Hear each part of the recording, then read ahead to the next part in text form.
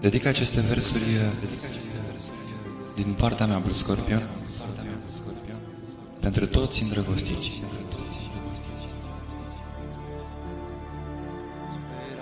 Dacă pleci,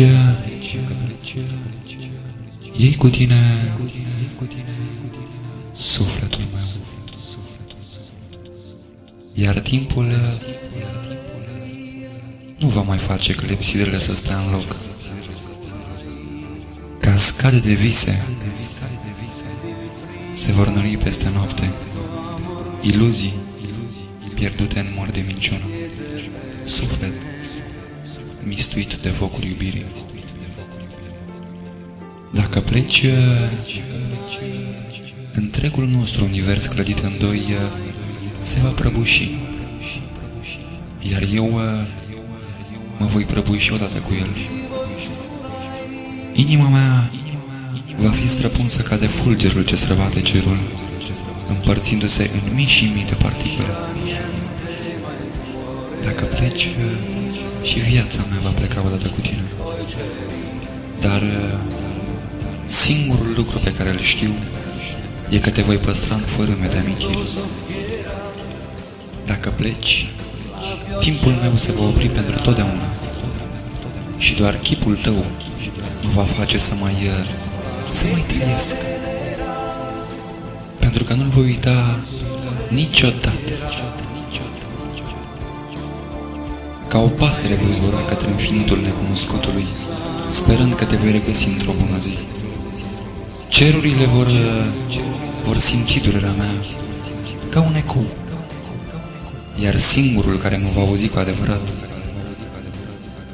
va fi Dumnezeu. Ca o adiere de vânt, El va trece pe lângă mine și îmi voi da seama că El există cu adevărat în mine, căci El este parte din mine, din sufletul meu, din viața mea.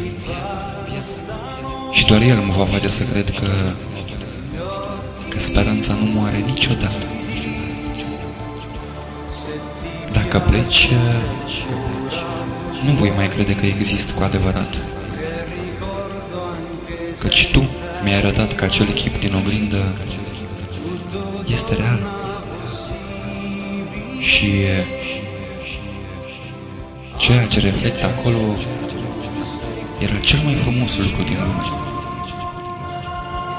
Tu mi-ai arătat că cerul poate fi mereu senin, că florile nu se vor ofili niciodată. Tu mi-ai arătat că orice loc întunecat poate fi luminat cu raze de iubire, de pasiune